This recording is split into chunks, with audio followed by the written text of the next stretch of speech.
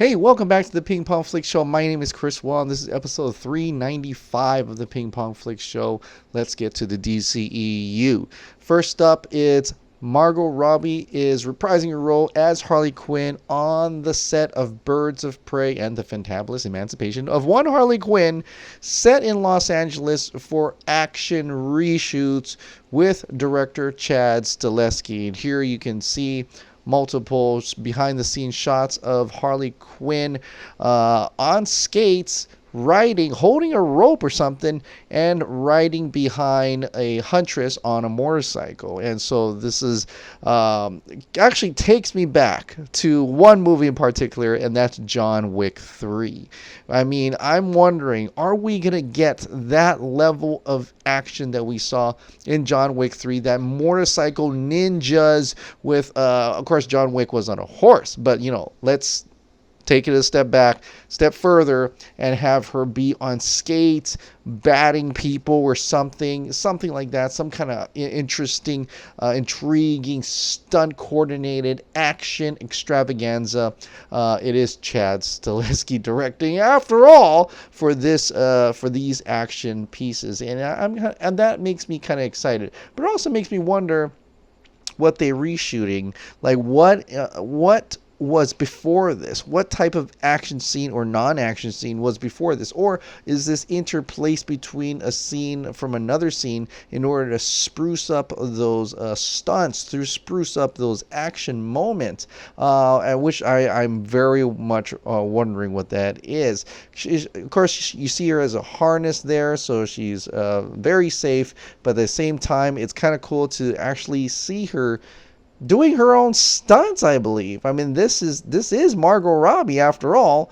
I don't think this is a stunt woman. No, that's Margot Robbie after all. So she's doing her own stunts for this particular scene. I'm just wondering how big it is, wondering how much is involved in this sequence, and if it's going to reach any level of awesomeness that is John Wick 3, right? We'll see. We'll have to wait and see when Birds of Prey comes out next year. But since I was on Suicide Squad, let's talk a little bit more about Peter Capaldi's role in Suicide Squad 2, or the Suicide Squad. This is coming from Screen Rant. I kind of talked a little bit about this, but I didn't know there was one detail that I didn't know about. First of all, Peter Capaldi's Suicide Squad 2 character is going to be completely bald, but with some prosthetics. So that's interesting. Appearing at Fan Expo Canada 2019, the actor was asked about his shaved head, and he joked, "I hope it's going to come back." He then explained that he's not allowed to say which DC character he's playing just yet, but that he's going to be completely bald in the Suicide Squad. They started shaving it because they had to do some prosthetics, so they had to take my hair back as far as possible, Capaldi revealed. So we did some head casts and stuff. When I go home, it's going to go all the way. So one thing that's interesting to know about this, he mentions going home, meaning Suicide Squad is confirmed to production will take place in the UK. And there's a lot of veil of secrecy behind this film, especially what character Capaldi is going to play. I mean, when you feel like his characters being bald, that can conjure up all types of DC characters. I mean, you got Lex Luthor, although I don't think they're going to recast Jesse Eisenberg yet. They've got quite a bit of they've got Mr. Freeze even. He's bald as well. But the one thing that gets me is the prosthetics part, head cast and stuff like that. Unless Mr. Freeze is going to have that, or other characters that are going to have something misshaped on their head or something, I would want to think it could possibly be a non-human character. And that's exciting. I mean, could it be Brainiac? I don't really think they're going to go that far out, but we've always heard about rumors that there's going to be a female strong alien character, so this could be another part of that. I mean, it would be Martian Manhunter or something. You can start to just go wild with imagination, or for the most likely, because this Suicide Squad is going to have a lot of C and D type characters, it could potentially just be some obscure DC character, DC villain, sub character that we don't even know about, or don't not really recognizable in any case, and that could be just that. But I'm hoping it's something bigger. I mean, you've got Peter Capaldi, for crying out loud, Doctor Who himself, in this movie. Of course, that could still mean that it's just going to be a side character. But who knows? We'll wait. We'll have to wait and see when the Suicide Squad releases on August 6th of 2021. Now, there was another movie that had come out earlier this year. Lower budget than usual, but with that much, it made about $400 million worldwide, and that is SHAZAM. And we were always talking about that one ending scene, and I think I can talk about it now, right? Superman shows up in SHAZAM at the final end sequence, and it's a small cameo, a headless one. There, that. So you don't get to see who is Superman.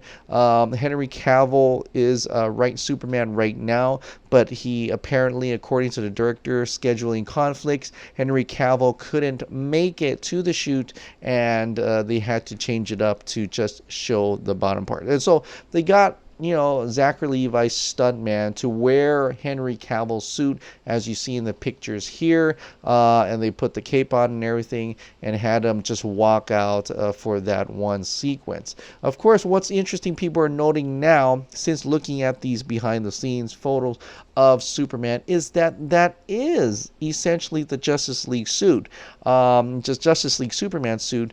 And it doesn't have the red and yellow on the belt, meaning that in the film, they've digitally added the red and yellow colored belt sides on the sides, and they've not actually made a new suit for him. What I originally thought. I thought they went really all out, actually create a new suit. I mean, just some touch-ups on the bottom as well, at least, and that's the new suit, the new colored suit. But no, actually, that's not the case. They just took the Justice League Superman suit and digitally added some color. Why? I have no idea. Maybe the director, whoever, decided they wanted to have a little bit of red and yellow on the side. Is that going to be the new Superman suit? Who knows at this point? But now that you can close that box, and that mystery box, and it's actually not on the suit, not the actual suit. They did use the Justice League Man of Steel Superman Henry Cavill suit for this short cameo at the end of the movie. But it stirred a lot of different people wanting to see Shazam and Superman in the film together. So of course, they've constantly asked Zachary Levi about that. They asked the cast about having Superman in the future. Of course, they all would love to have a Superman be part of their movie later on, and I hope that actually happens. But Zachary Levi was at the Fan Expo in Boston, and he was asked that question. If I could battle anyone, I think Superman. I think that the Captain Marvel Superman battle that we've seen repeatedly in comics before, and even in cartoons, I think that would be super awesome, pardon the pun. It would be very cool to have that matchup. And then we realize that we're very evenly matched because he's very susceptible to magic, and then we bro it out. And then it's like, oh my God, I am a mentor. I would love that. I would love that as well. I would love that in a future movie. It could even be the next one if somehow they could manage to get Henry Cavill back as Superman and have him be a co-star in the film, mentoring him.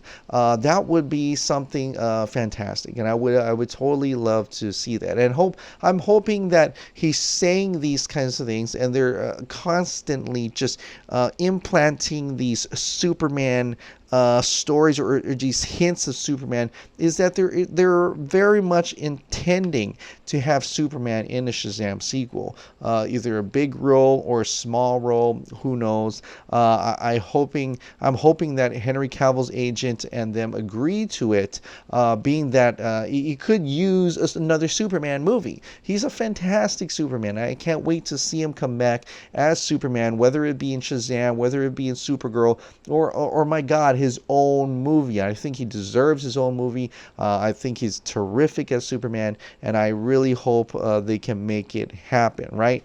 So there's that. And I mean, it's not like he's going out and making, not that he's not a good actor or anything, but his next movie doesn't look like it's going to be too good. The next movie is Night Hunter, originally titled Nomis, and that's not going to be too good. The Witcher looks fantastic, and I think that's going to be fantastic, so that's going to be going good for him.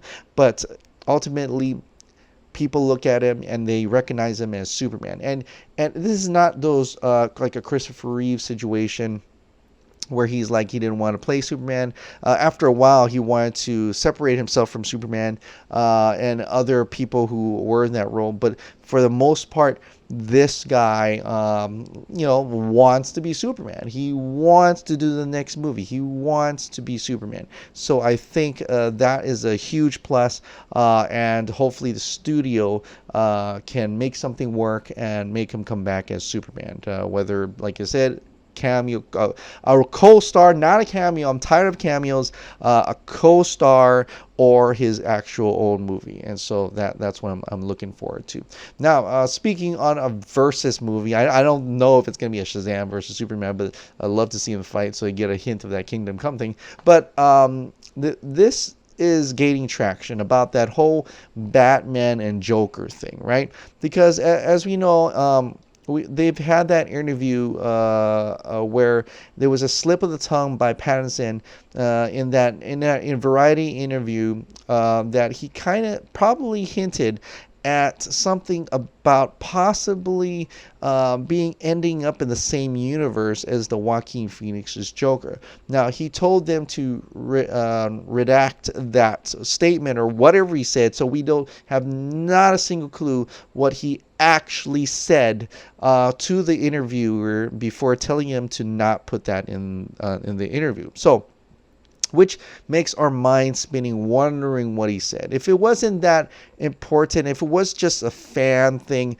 then he wouldn't have said to take that out. So I don't know what actually transpired about that, but I am very curious to see what happens if it does end up connecting.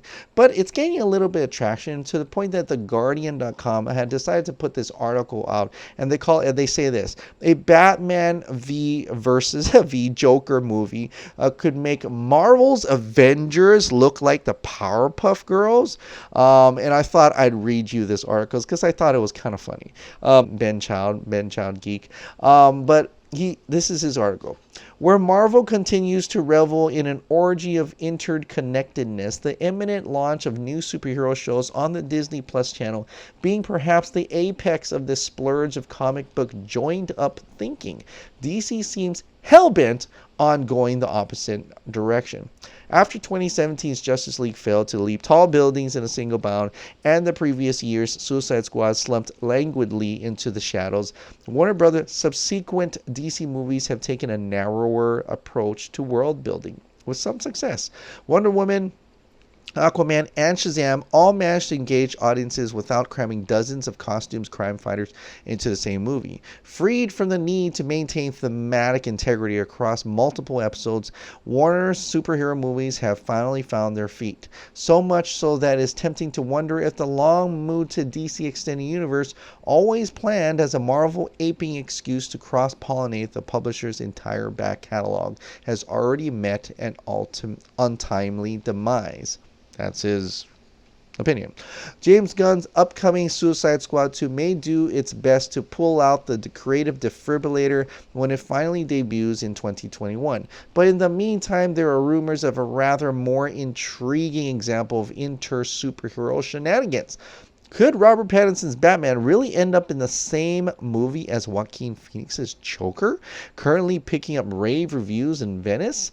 A slip of the tongue by Pattinson in a new interview suggests so. The prospect has a certain synergy to it because both actors have made a home for themselves as dozens of the as doyens, is that doyens of the art house film, even if their careers started off in a very different place. It is hard to imagine a Batman movie featuring Phoenix's Scorsese-inspired 70s crime movie style take on the Clown Prince of Gotham, not hitting it off creatively with the taciturn caped crusader everyone hopes to see in Matt Reeves' forthcoming The Batman. The inclusion of both actors hints at a character-driven, cine-literate piece that couldn't be further from the monstrously lightweight, CGI-strewn nonsense of the worst DC releases.